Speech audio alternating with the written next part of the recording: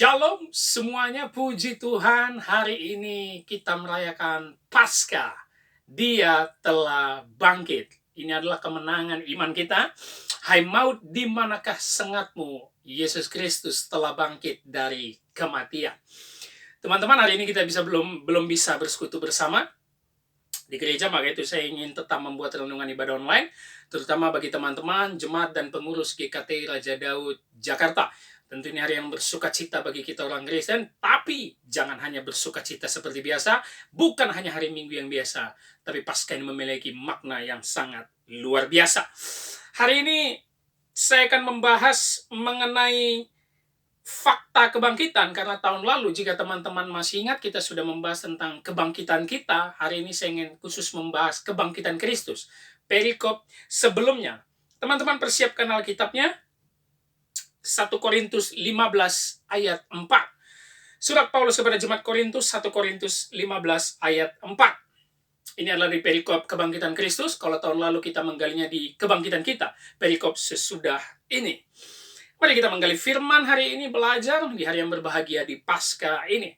Tapi yang menjadi menarik, kenapa ini penting saya ungkapkan? Saya tidak ingin berbicara tentang poin-poin biasa hari ini, bukan poin-poin praktis, tapi mengenai fakta dan bagaimana kita defend terhadap orang yang bertanya kebangkitan Kristus itu bohong atau betul. Kebangkitan Kristus itu hoax atau hanya sekedar dongeng. Memang ini suatu menjadi problem masalah orang Kristen selama ribuan tahun. Hari-hari ini juga kita melihat di dalam kehidupan kita sehari-hari. Jika kelahiran dicatat di kalender nasional kita, 25 Desember seperti biasa itu menjadi hari libur merah. Kematian kemarin juga dicatat, yaitu kematian Isa Al-Masih. Teman-teman periksa kalender nasionalnya, 10 April. Kenaikan nanti, itu dicatat merah juga, kenaikan Isa Al-Masih 21 Mei. Tapi kebangkitan, tidak pernah ada footnote-nya di kalender nasional. Kebangkitan tidak pernah dicatat. Apa mungkin karena bertepatan dengan hari Minggu yang memang juga hari merah, tapi footnote-nya tidak pernah dikatakan kebangkitan Isa Al-Masih. Kenapa? Karena memang kebangkitan Yesus sangat sulit diterima oleh akal manusia dan orang-orang lain di luar iman Kristen. Bahkan bukan hanya itu, orang Kristen pun banyak mempertanyakan apakah kebangkitan ini betul-betul terjadi. Banyak sekali orang, mau itu dari ateis, liberal, para ilmuwan di zaman-zaman dari dulu, tidak mengakui dan tidak percaya Yesus bangkit. Beberapa kali mereka membuat buku, beberapa kali mereka membuat pertentangan bahwa Yesus itu mayatnya dicuri, bahwa Yesus itu hanya pingsan setelah dari kayu salib sehingga dia bisa keluar dari kubur. Yang menjadi pertanyaan, kalau mayatnya dicuri, kenapa kain kafan ini ditemukan tersusun dengan rapi? Yang kedua, kalau mayatnya dicuri oleh murid-murid yang katanya seperti itu, bagaimana mungkin mereka bisa melewati pengawal dari tentara Romawi yang dipersiapkan di depan kubur Yesus yang terlatih dengan perang? Sedangkan para murid Yesus hampir semua nelayan yang tidak tahu bela diri. Jadi dari fakta logika dan sejarah pun itu sudah sangat bisa terjawab. Lalu ketika dikatakan Yesus pingsan, makanya sewaktu itu dia tidak mati dan bisa bangkit dari kubur karena sebenarnya dia tidak mati, itu juga tidak benar. Dari kepingsanannya pun yang habis banyak darah, bagaimana dia bisa menggulingkan batu kubur pada zaman itu yang sangat besar, yang tidak mungkin satu orang bisa menggulingkannya. Itu jelas. Dan hari ini kita belajar fakta kebangkitan itu dari Resurrection Chapter atau pasal tentang kebangkitan, yaitu di 1 Korintus 15. Ini adalah tulisan atau surat Paulus. Kenapa? Karena latar belakangnya orang Korintus pada zaman itu sangat dipercayai, dipengaruhi oleh filsafat Yunani di Athena. Salah satu filsuf yang terkenal yaitu Plato berkata, tubuh kita adalah penjara bagi jiwa kita yang suci. Makanya filsuf-filsuf Yunani mengatakan justru kematian adalah kebaikan bagi diri kita. Karena tubuh kita sudah tidak terpenjara lagi dan jiwa kita juga lepas. Makanya mereka tidak masuk akal tentang kebangkitan tubuh, kebangkitan manusia. Mari kita baca ayatnya, lalu kita gali satu persatu. Walaupun seperti biasa kita membaca satu ayat, teman-teman perhatikan ayatnya secara keseluruhan di satu perikop ini, ayat 1 sampai 11-nya. Ikutin, catat seperti biasa. Gereja kita adalah gereja yang belajar yang selalu mencatat dan menggali firman. 1 Korintus 15 ayat 4 saya bacakan untuk teman-teman sekalian. Bahwa ia telah dikuburkan dan bahwa ia telah dibangkitkan pada hari yang ketiga sesuai dengan kitab suci. Kita mulai dulu supaya kita tahu konteksnya. Dimulai dari kalimat awal bahwa ia telah dikuburkan. Kenapa Paulus perlu berkata ini? Bahwa Paulus ingin menekankan bahwa Yesus itu benar-benar mati. Dan ketika dia mati, dia dikubur. Paulus ingin menekankan Yesus tidak pingsan. Yesus benar-benar mati. Dan dia dikubur sesuai dengan budaya Yahudi. Terutama ketika kita melihat Nikodemus dan Yusuf Arimatea datang untuk memberikan rempah-rempah dan menyanyikan lagu penguburan di mayat Yesus. Bahwa ia telah dikuburkan.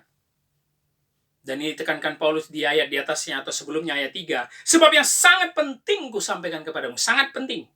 Apa yang telah kuterima bahwa Kristus telah mati karena dosa kita. Sesuai dengan kitab suci. Kematian Kristus sudah dinubuatkan 700 tahun sebelumnya. Karena jika teman-teman lihat footnote-nya di Alkitab, nubuatan itu yang tepat dengan kematiannya sesuai kitab suci ada di Yesaya 53. Saya membaca di ayat 5 dan 9-nya. Dia tertikam oleh karena pemberontakan kita. Ayat 9-nya, orang menempatkan kuburnya di antara orang-orang fasik. Nanti baca sendiri, Yesaya 53 ayat 5 dan 9, tandain. Itu dimaksud Paulus, bahwa kematian Yesus karena dosa kita, itu sudah dinubuatkan oleh Yesaya 700 tahun sebelum Yesus lahir. Jelas dan itu merupakan fakta. Kematian Yesus di kayu salib menyelamatkan orang pilihan yang diberikan Bapa. Kematian dan kebangkitan adalah inti Injil yang sebenarnya. Kematian dan kebangkitan adalah inti Injil yang sebenarnya. Maka di ayat 1 dan 2 di atasnya, Paulus memulai kalimatnya, bahwa Injillah Allah memberikan keselamatan. Lewat Injillah Allah memberikan kasih karunia dan anugerahnya. Kita diselamatkan. Selamat dari apa? Murka Allah. Itulah yang baru kita peringati Jumat Agung kemarin. Kita selamat dari murka Allah yang seharusnya kita semua masuk neraka. Kematian di kayu salib adalah bertemunya kasih Allah dan murka Allah di dalam diri Yesus Kristus. Kita lanjutkan kalimatnya. Bahwa ia telah dibangkitkan pada hari yang ketiga. Setelah Paulus berkata bahwa ia telah dikuburkan, dia langsung menyambung kalimatnya. Bahwa ia telah dibangkitkan pada hari yang ketiga. Kebangkitan Yesus juga dikatakan pada muridnya sebelum dia mati dan masuk ke penderitaan Bukit Golgota. Beberapa kali Yesus berkata bahwa aku akan menderita, disalibkan, mati dan dikuburkan. Lalu pada hari yang ketiga aku bangkit. Sudah berulang kali Yesus berkata itu. Tapi memang murid-murid loadingnya lama. Mereka lemot dan tidak mengerti apa perkataan Yesus. Dari sini saya ingin membuat subtema menjadi poin yang kita catat di Paskah ini. Apa fakta kebangkitan Yesus Kristus? Apa fakta yang kita dapat dari kebangkitan Yesus Kristus? Seperti saya katakan di awal, hari ini saya ingin membicarakan bagaimana kita defend terhadap orang-orang yang meragukan kebangkitan Yesus Kristus. Apa fakta dari kebangkitan Yesus? Kita lanjutkan. Kita ulang kalimatnya. Bahwa ia telah dibangkitkan pada hari yang ketiga sesuai dengan kitab suci. Dari kalimat ini kita mendapatkan poin bahwa fakta kebangkitan Yesus itu sesuai dan penggenapan dari kitab suci. Itu poin pertama. Fakta kebangkitan Yesus bahwa kebangkitannya sudah dinubuatkan kitab suci dan digenapi di dalam diri Yesus Kristus. Ternyata bukan hanya kematiannya yang dinubuatkan oleh kitab suci ayat 3, tapi kebangkitannya dikatakan Paulus juga sudah dinubuatkan kitab suci. Teman-teman lihat footnote di Alkitab, itu terambil Paulus dari Mazmur 16 ayat 10. Sebab engkau tidak menyerahkan aku ke dunia orang mati dan tidak membiarkan orang kudusmu melihat kebinasaan. Tulisan Mazmur itu ribuan tahun sebelum Yesus lahir.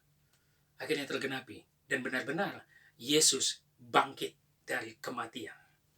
Fakta kebangkitannya tidak akan bisa lagi ditolak oleh ilmuwan, orang liberal, ateis, atau agama lain. Kenapa? Karena fakta kebangkitan sudah dibuatkan ribuan tahun. Seluruh kehidupan Kristus sudah dibuatkan di perjanjian lama. Karena kitab suci di sini adalah perjanjian lama tentunya. Paulus merujuk kepada perjanjian lama. Mulai dari kitab Musa sampai kitab para nabi.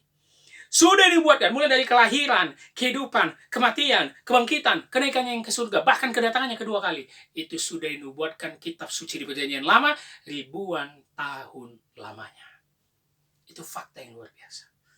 Yang pertama, fakta kebangkitan Kristus sesuai dengan nubuatan kitab suci.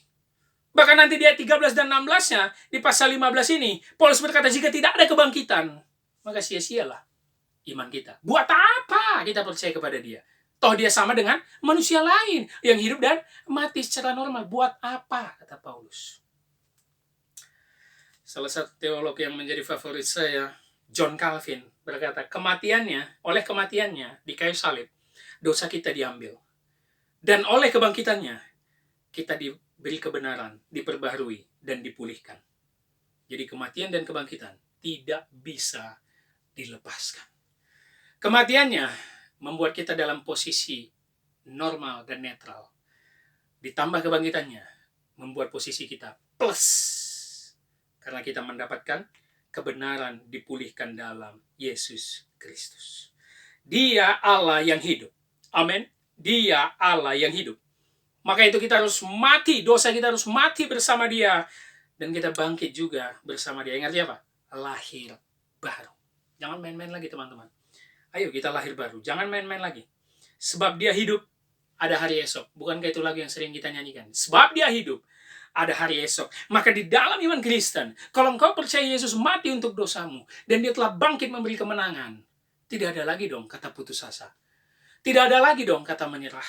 Tidak ada lagi dong bersungut-sungut dan mengeluh. Apalagi meninggalkan iman. Tidak ada lagi. Sebab dia hidup, ada hari esok. Selalu ada pengharapan dalam Kristus. Karena hal yang terbesar yaitu dosa telah diselesaikannya. Masalah pekerjaanmu, masalah jodohmu, masalah keluargamu bukan masalah yang terbesar. Tidak. Masalah terbesar adalah dosa. Dan itu sudah diselesaikan oleh Yesus Kristus. Tinggalkan dosamu. Kita merayakan Jumat Agung dan Paskah kalau tidak berubah-ubah. Kalau itu begitu-gitu aja, tidak ada peningkatan iman. Bukan malah rajin baca Alkitab, bukan malah rajin berdoa, bukan malah rajin bersekutu, bukan malah rajin berlayani. Maka sebenarnya Jumat Agung dan Paskah hanya tradisi agamawi bagimu. Karena otakmu hanya duit, kerja, duit, kerja. Buat apa? Capek kali Yesus menebus dosamu kalau otakmu pun hanya duit, kerja.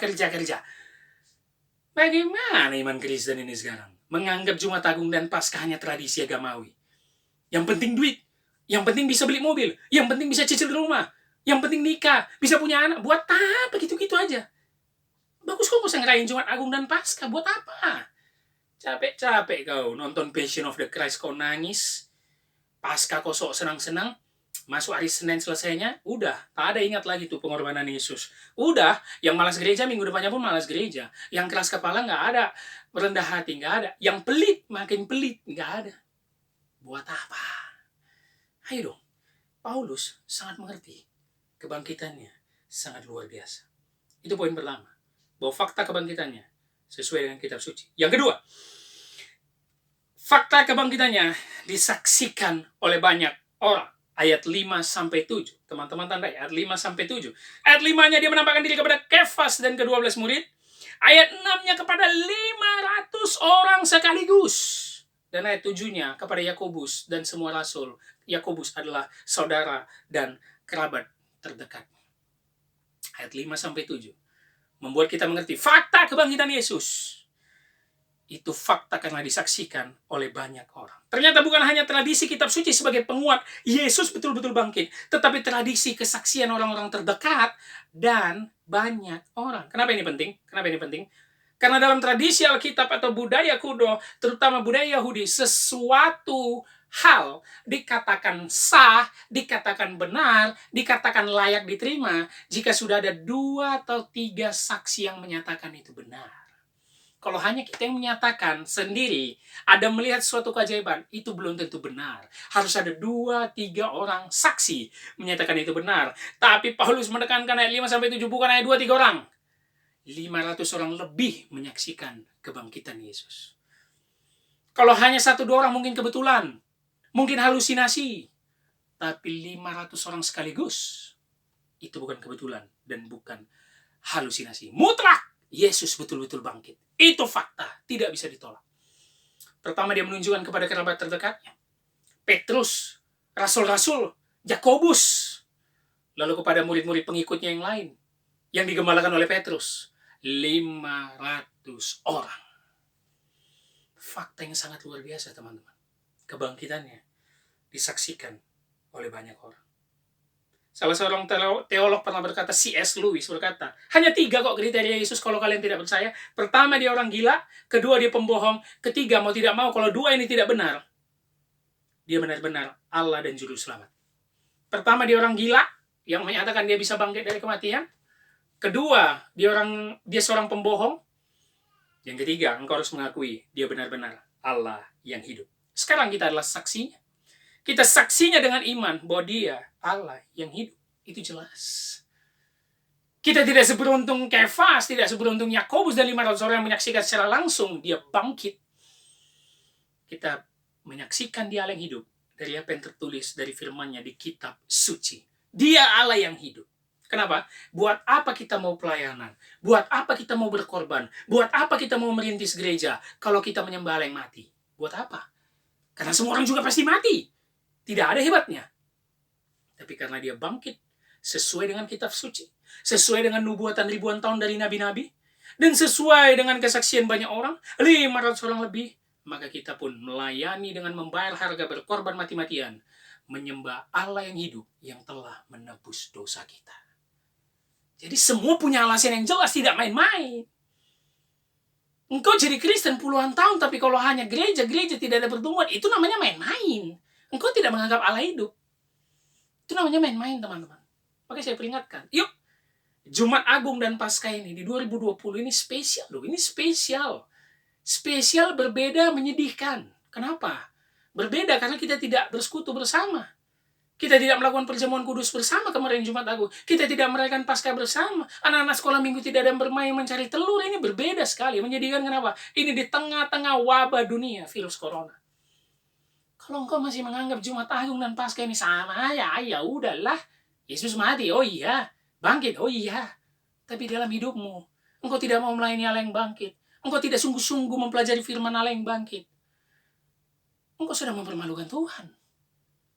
Engkau sedang menghina dia. Engkau sedang menghina makna Jumat Agung dan Paskah. Tidak main-main. Itulah yang membuat murid-murid mau mati martir.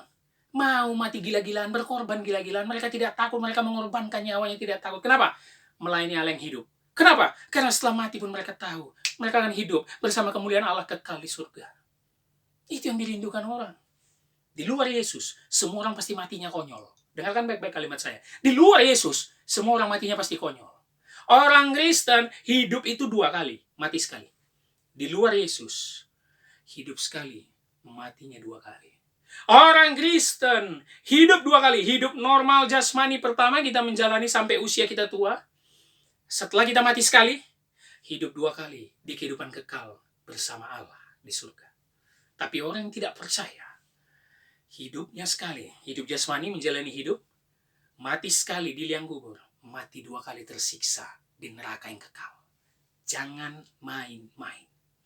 Kebangkitan Kristus memberikan kita jaminan yang luar biasa. Begitu banyak orang yang kagum dengan Yesus, menganggap dia nabi, menganggap dia orang suci, tapi tidak mau menganggap dia dan menyembah dia sebagai Tuhan dan Juru Selamat yang bisa menyelamatkan. Tuhan yang membawa ke surga. Paling jelas dia berkata di Yohanes 14 ayat 6, akulah jalan, kebenaran, dan hidup. Terjemahan Inggris yang memakai the way, the truth, the life. Ada the, bukan bukan a way, artinya salah satu jalan, bukan. Ada alternatif lain, nggak ada. A truth, salah satu yang benar, yang lain juga benar kok, ajaran lain juga benar. Enggak, the. Bukan alive, kok bisa menemukan kehidupan di luar Yesus? Enggak. Yesus satu-satunya kehidupan, the. Jadi jangan main-main lagi dong. Ayo. Pesan saya kepada teman-teman sekalian, khususnya kita gereja yang merintis anak-anak muda. Yuk mati-matian berkorban. Gak ada lagi cerita main-main. 2020 semakin jahat. Tahun ini semakin berat. Alarm Tuhan sudah dibunyikan berkali-kali. Apalagi mau kita cari? Masih duit. Aduh, turut berduka cita. Kalau masih itu yang kita pikirkan. Turut berduka cita. Akhir zaman sudah semakin dekat. Kenapa masih menyibukkan diri? Memikirkan hal duniawi. Mari lihat kebangkitan ini.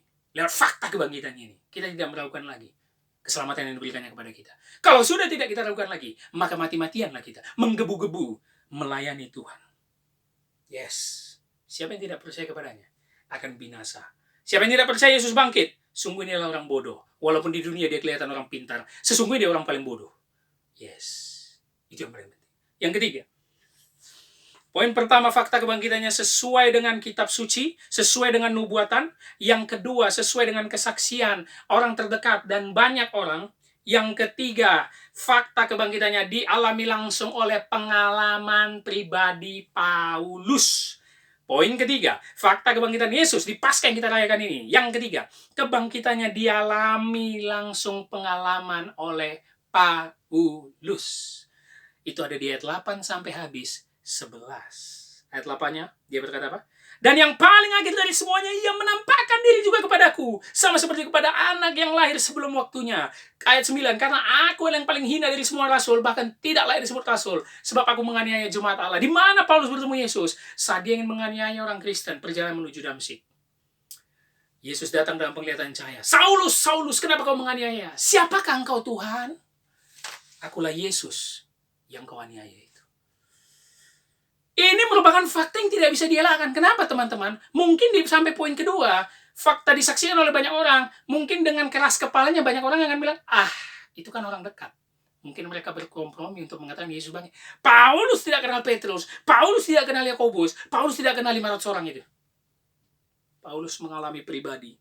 Yesus datang kepada dia. Dan dia melihat, wow, bukankah kau sudah mati di salib Golgota? Kenapa kau bisa datang dan berkata, akulah Yesus yang kau aniaya itu. Dia Allah yang hidup. Paulus menulisnya sangat sistematis. Yesus menampakkan kepada murid terdekat, ayat 5. Kepada orang banyak, ayat 6. Kepada pemimpin gereja dan semua rasul, ayat 7. Dan terakhir kepada Paulus, ayat 8 ini. Ini bukan hoax, ini bukan dongeng.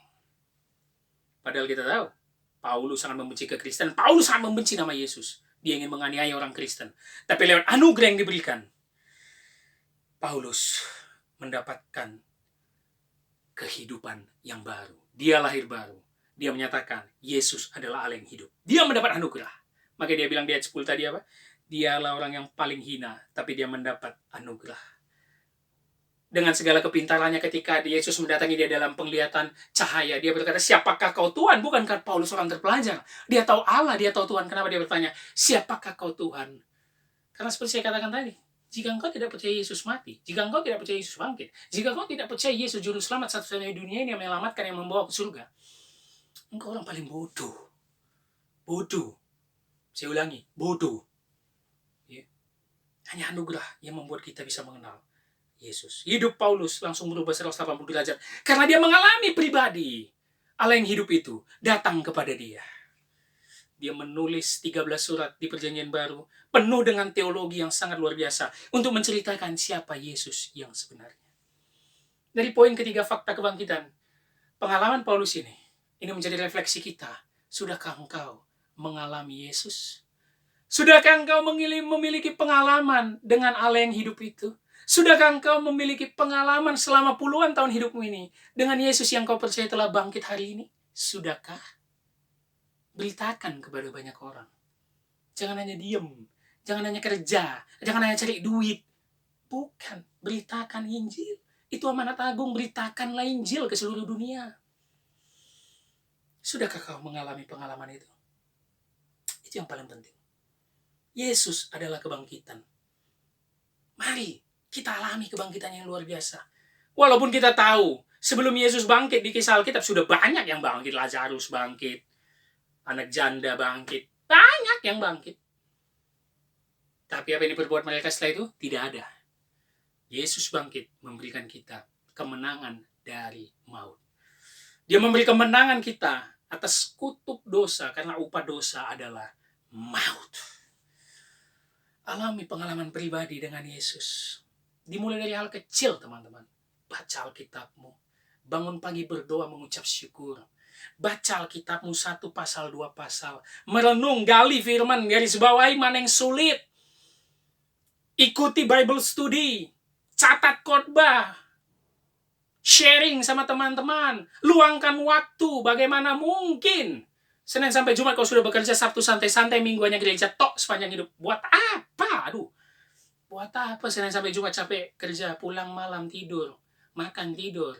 Sabtu saatnya istirahat, tidur bersama keluarga. Minggu gereja, makan di luar, tidur. Kapan seriusnya nyari Alkitab? Kapan kau punya pengalaman pribadi? Tapi kau merayakan Jumat Agung, merayakan Paskah. Manipulasi, bohongan. Iya dong, bohongan lah. Kalau kau bilang hanya untuk berdoa bangun pagi tidur malam, anak sekolah minggu pun melakukan itu. Ayo dong, kalau sudah dewasa iman itu pun harus meningkat. Pengenalan akan Kristus. Dia sudah kalahkan dosa lewat kematiannya. Jangan lagi kita dekati dosa. Bangkit dan melayani. Itu ayat 10 dan 11 terakhir. Lewat anugerah katanya. Aku sekarang menjadi yang paling giat dalam memberitakan Injil dari antara Rasul. Paulus. Walaupun katanya dia yang terakhir ditemukan oleh Yesus. Dia yang terakhir melihat Yesus. Dia yang paling hina. Tapi setelah itu ayat 10 dan 11 dia mendeklar. Aku paling giat karena aku mendapat anugerah. Aku melayani dengan tak jemu-jemu. Maka selain dia menuliskan, perikop apa? Kebangkitan kita. Baru kebangkitan tubuh. Luar biasa tulisan Paulus itu. Pasal 15 ini penuh dengan ayat kebangkitan. Kalau kita sudah percaya dia menang atas maut di Bukit Golgota Jumat Agung, maka fakta kebangkitannya dia mengalahkan kematian itu. Maka orang Kristen tidak takut mati lagi. Itu sudah pasti. Ini berkaitan dengan khotbah saya di Jumat Agung, mati keuntungan. Kenapa? Karena kematian bukan hal menakutkan lagi. Karena dia menang atas kematian itu. Dia bangkit. Dia satu-satunya pribadi yang bisa menang atas kematian itu. Dia bangkit untuk memberikan kemutlakan dan jaminan kita menang atas maut. Upah maut dosa, tapi lewat kebangkitan Kristus, itu tidak berlaku lagi. Kalau engkau betul-betul orang pilihannya, teman-teman. Kalau engkau betul-betul orang yang merasakan ditebus Yesus di kayu salib Bukit Golgota ribuan tahun lalu. Bangkit, sadarlah, bangunlah. Fakta kebangkitannya tidak bisa ditolak oleh siapapun. Ini sudah sangat jelas. Fakta kebangkitannya tidak bisa ditolak oleh siapapun. Makanya beritakan ini. Beritakan kepada orang yang belum mendengar. Beritakan kepada orang yang belum percaya. Bahwa Yesuslah satu-satunya juru selamat yang menanggung dosa kita di kayu salib. Menanggung murka Allah di kayu salib. Dan dia bangkit dari kematian untuk memberikan kita jaminan. Pesan saya kepada seluruh keluarga, teman-teman dimanapun berada, di situasi kita yang tidak menentu, jangan menyurutkan semangat kita untuk memberitakan Injil. Lewat media online, lewat apa saja engkau bisa mengabarkan Injil. Kabarkanlah Yesus yang telah mati dan bangkit. Kita tetap berdoa untuk bangsa, kita tetap berdoa untuk dunia kita, yang di tengah wabah virus corona yang tidak menentu kapan ini berhenti. Tapi mari tetap bersekutu, mari tetap beribadah, mari tetap mendeklar dia telah bangkit dan menang atas maut. Selamat Paskah untuk kita semua. Dia telah bangkit, maka kita juga harus bangkit. Tinggalkan dosa kita, dia sudah menyelesaikannya di kayu salib, menebus itu. Dia telah bangkit, maka kita juga harus bangkit, betul-betul giat melayani dia. Shalom, Tuhan Yesus memberkati.